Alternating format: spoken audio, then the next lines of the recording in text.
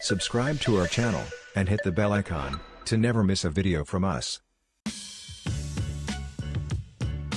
Hello and welcome to the Expert Interview Series, and today we have the privilege of speaking with Dr. Vincent Keny, a highly accomplished leader in learning and development and a passionate advocate for spiritual intelligence and emotional mastery. As the head of learning and development at Boston Scientific, Dr. Keny has dedicated over 2 decades to empowering individuals and organizations to unlock their true potential.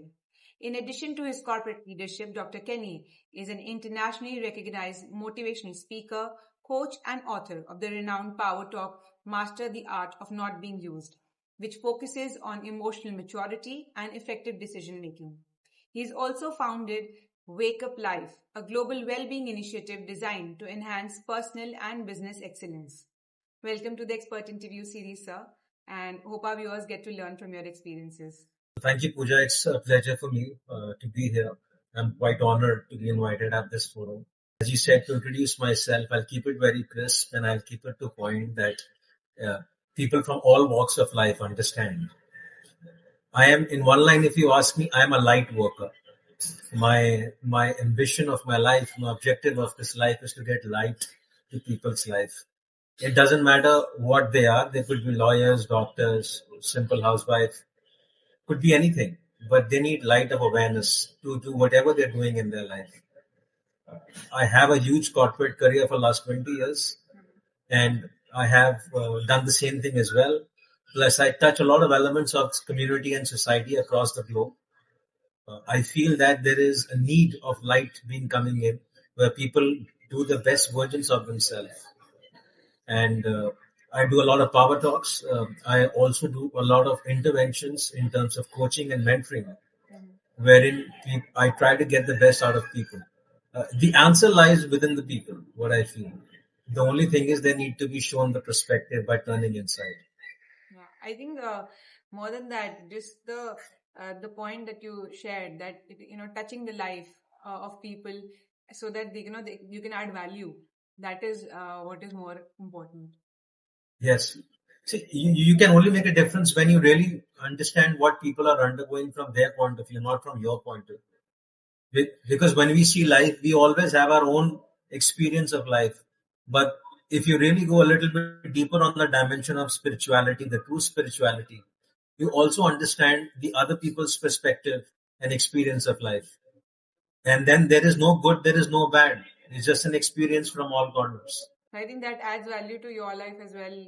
Share it, people, understanding and listening to experiences of so many people. Yes, it does. And I have learned a lot from people's experiences. And I've also learned that one has to stay in the present moment, because past and future is always an imagination. If you're not happy with the present state of your life ethos, you'll never be happy with anything, even what you're aspiring, because the present moment is where the life happens, that now moment. It doesn't happen anywhere. So we begin with our first and most important question. What initially drew you to the field of learning and development, and how has the journey evolved over the period of time? Well, learning and development to me, for more than a job, has been a big passion to me. And I continue to do so to all the segments of societies, whether it will be a corporate life or a non-corporate life. I started my career straight after my master's in psychology 20 years back, entering into learning and development. Coaching, training, speaking, writing, these things, they come naturally to me. And I avoid taking any designations, because designations put labels on you. But skills like coaching, mentoring, speaking, they give you creativity and they give you authenticity of your true authentic self. So when I stepped into this trade of learning and development, I had one vision in front of me, is that to re-emphasize the skills of the people. Now, this could be technical skills, there could be people skills, there could be any skills which is making them do their best in terms of their endowed talent, so they can earn a better living for themselves. The most that have touched my heart is the people today are still in touch with me, because they're able to do something good and better for themselves. Even the people who have lost the run of their life because of inferiority complex, or they could not come from good management schools, but post my interventions and my touch, they have so much of enthusiasm and confidence. These people have built really good careers and empires for themselves. So I think this is the biggest contribution that I have made to the field of learning and development by re-emphasizing skills of the people, especially of those people who were struggling in life. As you said that, you've helped out so many people from different work life, from different walks of life and help them evolve better. So what, according to you, are the most important skills to excel in this field? So first of all, if you want to really step into learning and development from your heart, the first skill is to have a selfless service given and not to get judgmental, but to be very high on observation. Whenever you go and train or coach people, you don't see their backgrounds, if they're affluent with good schools and colleges, or what kind of an experience they're holding. For you, a trainee is a trainee in the classroom. You have to give your best and keep all the biases out. That's one. Second is you do not claim anything back. Whatever comes is a bonus. Your idea is to give because this profession is giving. It does receive, but it receives in quite different ways. You don't expect that people should flood you with thank you emails. You should not expect, big, huge returns in cash or kind.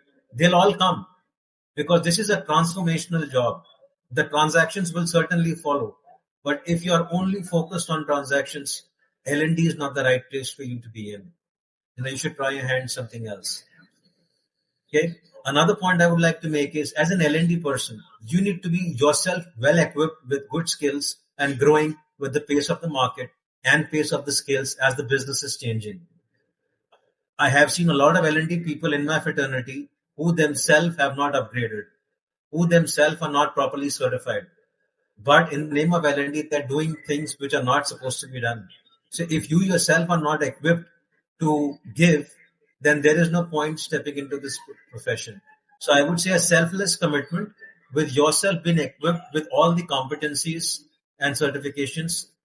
And more than that, giving your best, without being unconditional in this profession is the key to step into it. Thank you so much, sir. I think you've shed a lot of light on what kind of skills are required. And of course, as I perceive, it's more like a teacher who's building the life of a student. Though we are all adults, but of course, this is adult learning, and having a right coach is what is more important to shape up the career. So you are an amalgamation of everything, Pooja. You are a teacher, you are a coach, you are a trainer, you are a very inspiring speaker. All these are skills of an L&D person that makes an L&D person the equipped person to do its best into the intervention. So, thank you so much, sir. Moving on to the next question that we have.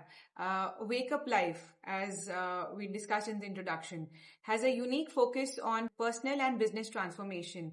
What inspired you to start this global initiative, and what are its main objectives? Well, thank you so much for asking this question. WakeUp Life was one of my dreams. What it does is it gives you a spiritual score. And you can always go and hit on the button of Wake Up Life, and it will just populate a spiritual intelligence quotient. There were a lot of people who were confusing people when it comes to into the name of spirituality.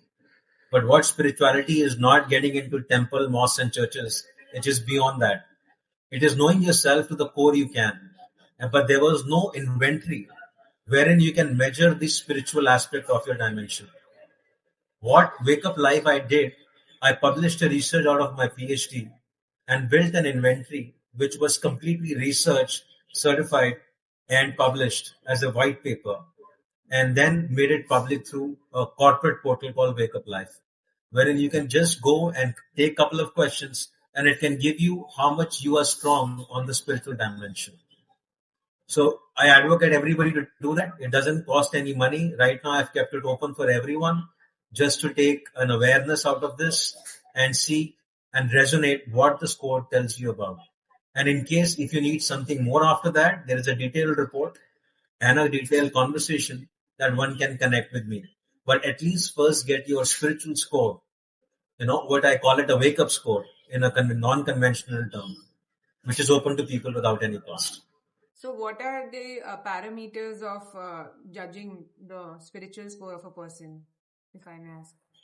So the wake up inventory is made in 4 zones, and these 4 zones gets in 4 major aspects of your life. The way you tackle your emotions, the way you tackle your conventional monetary aspects of life, the way you tackle your failures, even the way you tackle your own self. So likewise, I have bifurcated the questions into different zones of life that everybody experiences, from a child to a person who's 80-year-old. And the questions fall in all gamuts of life. And if you truly answer these questions, which will not take more than 8 to 10 minutes, you will get a wake up score. And this wake up score falls into a couple of buckets. Either it could be stable, or it could be unstable, or it could be temporarily unstable.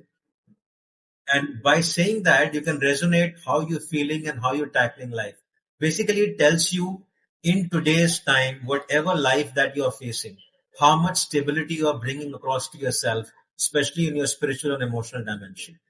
Right. And rest, you have to answer it for yourself. I think it's a stress for all of us, working professionals. We see news around that people are stressed. No, you're right. It's stress. Everybody's stressed. And if you ask me, this is the business for the next 50 years, wellness. Right. Today, what you see, you go on LinkedIn, you go on any social media, there are people who are educated, very well educated, under stress, are committing suicides or falling sick or getting cardiovascular problems, or landing up into early divorces. India is the highest country with diabetes. What is all that's happening? It is stress coming from all dimensions of life. Now, what Wake Up Life does is it tells you to measure your guard against this stress. If your guard is strong, good, maintain it. If your guard is weak, then you have to do something. But this is a measurement which you can take it from your home without paying any money for this inventory, rather than landing up to a conventional guru or something where I don't even know you will be rightly guided. It's more like identifying the vertical where you're falling weak and maybe work upon that to better the area and improve yourself. Improve yourself by understanding where exactly you need improvement. Right. If you don't know what you're going to fix up, then what will you fix up? Right. In today's time, what is happening? Anything that comes, people are running. Somebody will come and say, be a vegetarian. Somebody will come and say, be a celibate. Somebody will come and say, get up at 5:30. You have to understand what is your ask. There is no grounding principle for all wellness. Everybody is different. So Wake Up gives you a very individualistic report. It doesn't give you a generalized report. My dream is, the way it is a civil score, there should be a Wake Up score. Right. Everybody should take Wake Up to understand what is their present ethos they are struggling. Thank you so much, sir, for enlightening on this point. I think I will also add this in our description so that more people can get access to it and get a score of their daily life. Please do, and you will be creating a lot, I would say, for the humanity by doing this. Now, moving on to the next question, sir. How do you integrate emotional intelligence and spiritual wisdom into your learning and development strategies? If you do not integrate this to the L&D work becomes very artificial and cosmetic. Because the core of any person, you can be intellectually very sound. You can go to the best of the management schools. You can go to the best of the medicine schools or the best of the law schools. You could have been a scholar throughout your life. But if your spiritual and emotional dimension is not balanced, all these skills is a waste. Now, when I integrate this, I make sure you start from the base and then elevate to these skills which are contributing into the society. Imagine you are a brilliant doctor, but you are very weak on your social and emotional dimension. No patient will feel comfortable in a part of your skills being very strong. You will create more misery than creating peace in people's life. And similarly, you may be a very good businessman, a very shrewd businessman. You have all the intellect. You may have gone to the best business school, but your spiritual and emotional dimension is lacking miserably. Nobody is going to work for you, even if you pay them whatever they want. Why I integrate this? Because I first start from the spiritual and emotional mastery, and then I fine-tune the training into the intellectual skills. So for me, it's IQ, SQ, EQ together. Spiritual quotient, emotional quotient, and intellectual quotient brought together. And then for me, it becomes an L&D intervention. We are hearing more of the term emotional intelligence, spiritual wisdom into learning and development. These terms were not prevalent earlier on, but they've taken more place, they've taken more coverage in terms of learning and development. What is the primary reason for that? People now had come to this awareness. People don't work for money in companies. You can't hold the talent in the company for a very long time. Right. People work for justice. People work for respect, rather mutual respect. People work for career enhancement and skill repertoire enhancement. People work for their authentic self being recognized for all skills which may not be monetary. And that's the reason this spiritual and emotional intelligence today is at power. People have this misconception which was there in the olden days. I pay you money and I can treat you whichever way I feel like. Just I'm paying you money, you keep your mouth shut and keep on working. That doesn't happen anymore. You can see with the death of Ratan Tata how people are so emphatic towards him, how much are emotional towards him, just because of these two dimensions. Otherwise, why will somebody feel bad for a businessman dying? Right. There's so many businessmen dying, but nobody brings this compassion what Ratan Tata has brought across, because the only two dimensions he was very much close and very much high was spiritual and emotional. And his business was driven through those dimensions. That's the reason he has respect even after his death. And there where these dimensions today are becoming very important and critical, which is a very good factor for the Indian society. People have developed mutual respect for each other. And there where this light bringing to people needs more and more to be there, we are evolving. And this planet is also getting lighter energies as compared to denser energies. And that's why you could hear these terms more compared to what you had. It was not that often that you could hear it earlier, but now you hear it more often because people have evolved to that dense consciousness. Thank you so much, sir. You've exemplified with the right example that having emotional intelligence and spiritual wisdom is equally important. Money is not what everybody is looking for, it's respect. Of course, you need to have connect, you need to have that kind of bond with the person when you are giving training, when you're into learning and development. But what are some of the common challenges that you see in fostering personal and business excellence, and how do the organization overcome them? The biggest challenge today I see is in the self-learning mode.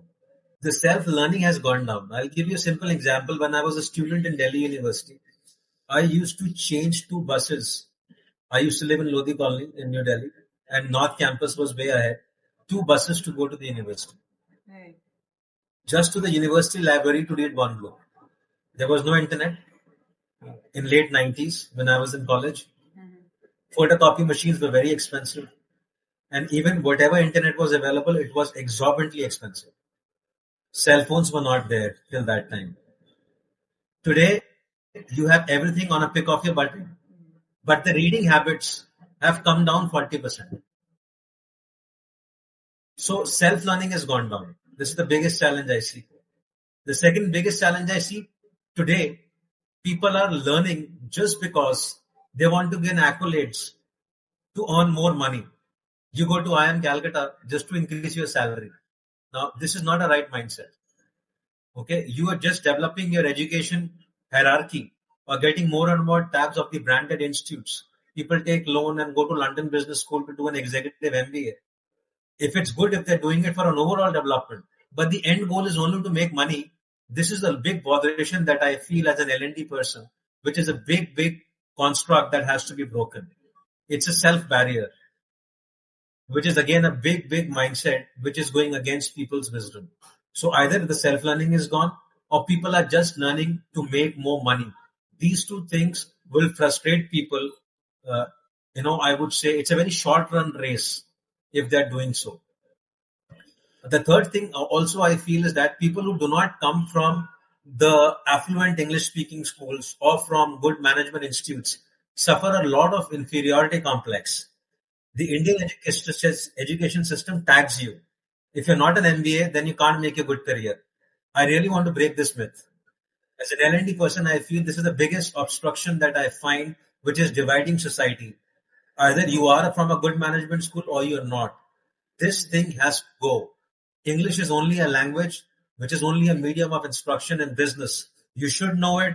There is no second doubt about it. It's not a measure of your talent. It's not a measure of your success. You can be successful in any other language. But all I'm trying to say, break these self-barriers. You can be a simple graduate. You can be an excellent person. You can be a very productive entrepreneur. And the thing is that I want to push people towards an entrepreneur mindset. The schools and colleges have equipped you to just get a safe job. But if you really see in yourself, you have so many entrepreneur skills that you can leverage it and you can do wonders for your life that you couldn't even have imagined by today. So these 4 barriers I find as an L&D professional that needs to go, and I do all my best in all my interventions to mellow down these barriers to the best I can.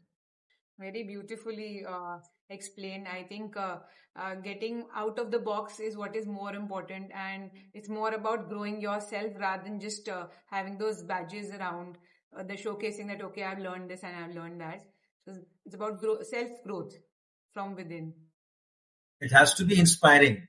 It can't be motivating. So let's say if you're going to gym just to impress somebody, Right. That's an external motivation. But if you're going to gym because it's a lifestyle issue, it's an inspiration. It comes inside you. Right. So as you said that, of course, entrepreneurial skills are what is required. But do you think, because everybody is trying to be an entrepreneur, they're trying to explore, do you think it is the right way to move forward? I mean, everybody wants to be a unicorn. So again, this is a hilarious thing. There is a flip side to it. Today, half of the Gurgaon is co-founder and CEO. Right. That is not entrepreneurship. That can just be a reaction. When I say an entrepreneurial mindset, it has to have a very serious conviction with a passion. That passion drives entrepreneurial mindset. People who are entrepreneurs are very spiritually strong. Why I'm saying it? Because they can conceive things even before it happens in material reality. Now, entrepreneurial mindset is passion driven. You don't become an entrepreneur just to drive a BMW or an Audi. That's not the approach. I have a passion. I have a dream. I want to give this dream and passion a shape of business idea. That's entrepreneurship. It will come with time. It will come with conviction, and it will come with a lot of lack of resources, and it will come with a lot of struggle. When I say struggle means you may not see results coming in for years and years together. Right. But what is pushing you inside is the passion. Just getting an angel investor and overnight showing wealth is not entrepreneurship. Just writing a co-founder and CEO in front of your name is not entrepreneurship. If that is the case, then half of the Gurgaon today is entrepreneur. And that's the reason the startups start and they fail also in 3 to 6 months. It has to be a steady growth, conviction in heart and mind. That's where entrepreneurship comes from. Most of it has to be a passion-driven, dream-driven. That's a true entrepreneurship. So when I say I want to promote that, you really have to get into and understand what are your endowed talents. Because most of the people would never even come to it. They'll surpass this. Because most of the people will take an easy route out. Either you want to do an MBA, engineer, doctor, or a lawyer. Because they're conditioned like this. They think this is the safer bets. That's why I think, the entrepreneurship is quite deep, where people really have to get into it. Sometimes a failure in life can push you towards entrepreneurship. And then you discover that talent. And it's one life. I think we should explore opportunities and try out things. So even if it fails, that inner desire to move forward, to push forward is what is going to help you pass through. Absolutely. So given you have a lot of experience in coaching and mentoring, what are the most significant transformation you have seen in the field of learning and development over a period of time? There has been a couple of transformations that I have seen today. The most important thing that I have seen as a transformation in coaching and development, it has become a serious business. It is no longer just being done for the sake of it. And the reason is that because now companies who are interested are only getting into coaching and mentoring. I'm not talking about training. I'm talking about coaching and mentoring. One, it is expensive. It's not everyone's kitty. And second, when I feel there are some committed coaches in the market, handful, but committed, who will say no to business if the coachee is not ready to be coached. Before, what was happening, the market was flooded, and in the name of coaching, the person will pick up and do anything. There is some sense of wisdom has prevailed, some maturity has come in. Coaching and mentoring is a serious business, which is different from training. Training is still done at a larger scale, on a larger magnitude, but coaching, which is also different from mentoring, has now taken a niche because there are some handful coaches in the market who are very committed to the fact, and I'm one of them, that if the coachee is not ready, I will say no to coaching. I'll not coach. Because coachee has to be ready to the level that he gets coached. And the biggest transformation I have seen is now that coaching is done only if at all it is required by the right slot and the right purpose. Otherwise, it just doesn't happen. So now it has been understood for what it is supposed to be, and it is not confused with training or mentoring, where before everything was said to be one. Let it be training, coaching, or mentoring. So now coaching has become completely a niche level exercise, which is meant for a purpose, and it is meant for a very, very significant population. As you said, of course, these three are different verticals altogether. If you can just shed some light on how the three are different and what's the requirement for it.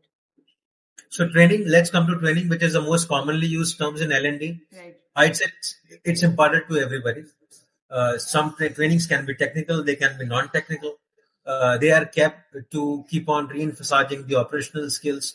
They are kept to do some learning efforts happening across the organization. Company can be small, company can be big. These trainings happen all across the year, and they are sometimes generic, and they're sometimes functional, and they're sometimes very customized. But they're nowhere related to coaching. Now let me come to mentoring again. Mentoring is something that you do on a long-term basis. You may not be fine-tuning a particular skill. You may be doing it from a level of an overall development. Now let's come to coaching. Coaching is very focused job. It is focused to a particular skill. It is focused to the coachee where he or she would like to develop on certain areas in life. And the coach doesn't do anything in terms of that development.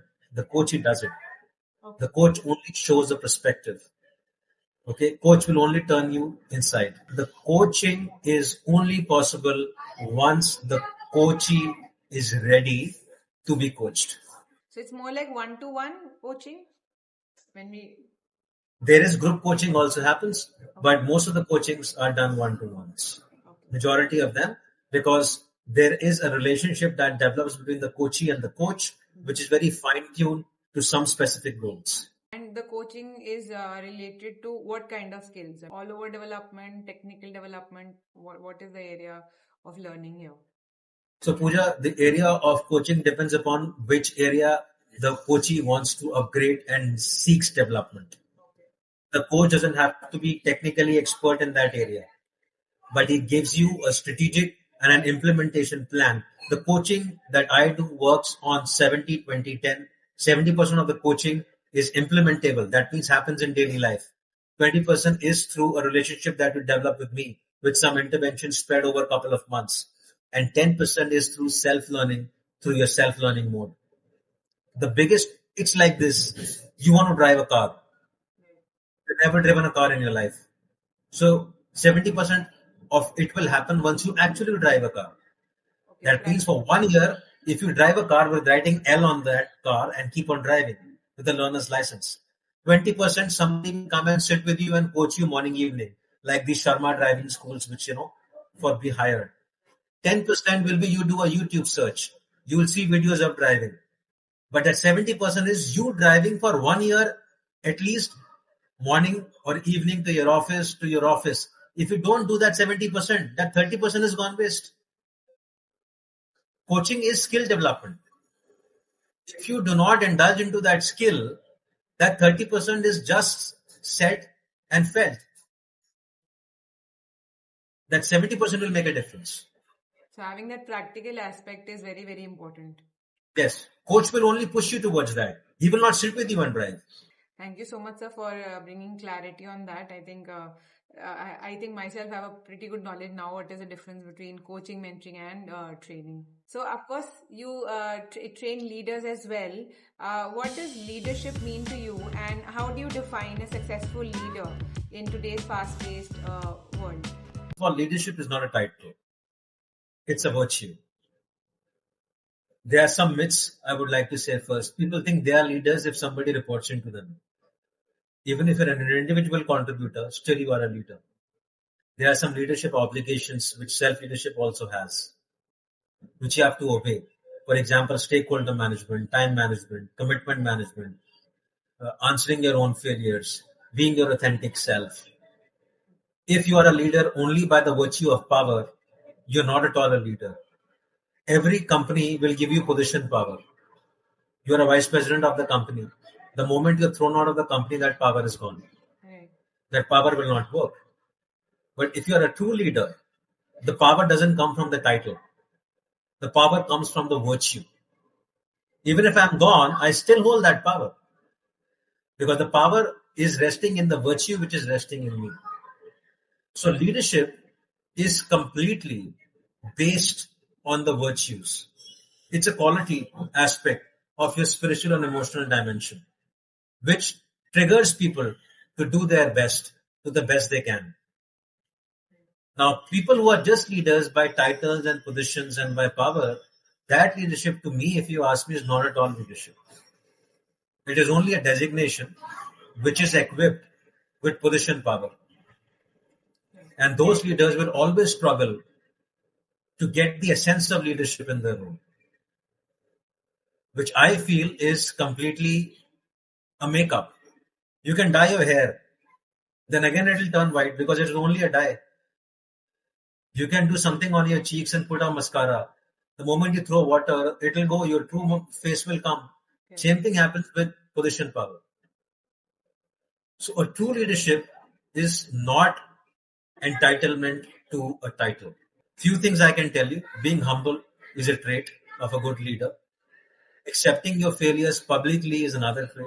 Giving your honest, transparent feedback and critical feedback is another trait. If you please everybody, you're not at all a leader. People pleasers can never be leaders. You really have to give critical improvement feedback. It is not the position that is defining a leader. It is the virtue, the whole knowledge base that you bring along. Your mindset is what makes you a true leader. More than mindset, your commitment to the essence of leadership. Because leadership is something which is again selfless. You do not want people to follow you or respect you. That automatically happens. But if you're just talking as the self as a boss, that boss thing, if it's in you, you can't be a leader. Thank you so much, sir. I think that kind of, it kind of brings more clarity. And in order to be a true leader, you need to understand the value system more. So we move to the next and the last question, of course. What advice would you like to give to young professionals who want to pursue a career in the L&D domain? So I would like to see more and more young people stepping into L&D first. The only advice I want to give you to the people who are stepping into L&D, be as your authentic self. Don't try to copy anybody first. Every L&D person has his own natural way to develop people.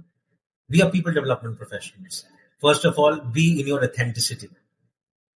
That's the first advice. Second, equip yourself with the most branded and the latest certification and tools in learning and development. Don't be an amateur L&D professional. In India, speaking and development is the same. You think you can put a good tie and a coat and start speaking English, you become an L&D person. But you have nothing to give in terms of skill enhancement. Don't get into that business. Don't be just a cosmetically shown person. Equip yourself with the best training, branding, certification. Grow your skills because you have to grow other people's skills. If you don't have, then what will you give? You can't pour from an empty cup. Okay, so that's my second advice. Third, take L&D not only a career or a job, take it as a passion. If you really want to do justice to it. Fourth, don't just take it only because it's lucrative, it gets money, it gets fame, it gets status. Just don't stick to that. Go to the transformational element of L&D, which is inspiring life, which is changing people's career, which is growing people, and finally getting light to people's life. If you're on the transformational end, the transactions will anyway happen. And fifth and the last, L&D is more of a self-worth than net worth. Many people ask me, what is your annual income? L&D guy is not into that. Annual income will be plenty because your self-worth is more, the net worth will anyway come. But for an L&D guy, more than the net worth is the self-worth. If you can find these 5 tricks, I would say not tricks, are the 5 traits, it becomes tricks automatically for an L&D guy to come up into the trade. Then you are best fit for it. And this is going to be my only advice to the L&D people. Thank you so much, sir. It was indeed a learning for me as well. A lot of takeaways from the whole session. And I think the people who are going to view this, lot of learning, lot of, your experiences that you have shared are beautifully explained what L&D is, how people should go about entering into it, and what are the skill sets that they should incorporate into their lifestyle. So thank you so much. This is something which is truly touching. I mean, what you're doing right now, it's selfless. And Wake Up Life, of course, is a beautiful, initiative altogether. And knowing that you are doing this, it is, it's selfless. And it is how it is going to add value to people's life. So Pooja, first of all, just to conclude this, I just want to say that there's a lot of mess in people's life. Right. I don't want anybody to create more mess. Everybody struggles and have their own struggles of life. They may or may not be suffering, I don't know, but most of the people I see, they are suffering. They may voice it or not. All you could do is to not create more sufferings, because if you really want peace for yourself, then choose peace. The kind of bliss and joy that you get by getting light into people's life is not, it can't be bought from money. I also wrote a book called Swami, and the royalty of this book funds 9 to 10 chemotherapies across India. I lost my mother to cancer. And what all royalty I get this, I fund 9 to 10 women who are unable to fund the cost of the chemotherapy. Having been said that, all I am saying is that if you really want joy and bliss, then create joy and bliss around you rather than creating more mess around you, because it's not leading it to anywhere. By showing off your egotistical behavior, it is just adding more and more suffering to yourself and people who are coming in connect with you. Everything can be sorted out. If you don't like somebody, just distance yourself. Right. What's the point getting into a violent argument or getting into a very malicious energy with that person? Just create peace by choosing peace. Today's world has become more transactional, and seeing what you are doing for others is truly inspiring, and hope many of us in one way or the other can contribute to humanity, to life, and making life better of other people as well. Thank you, sir. My pleasure, Pooja. I enjoyed this conversation, and thank you for this opportunity. Subscribe to our channel and hit the bell icon to never miss a video from us.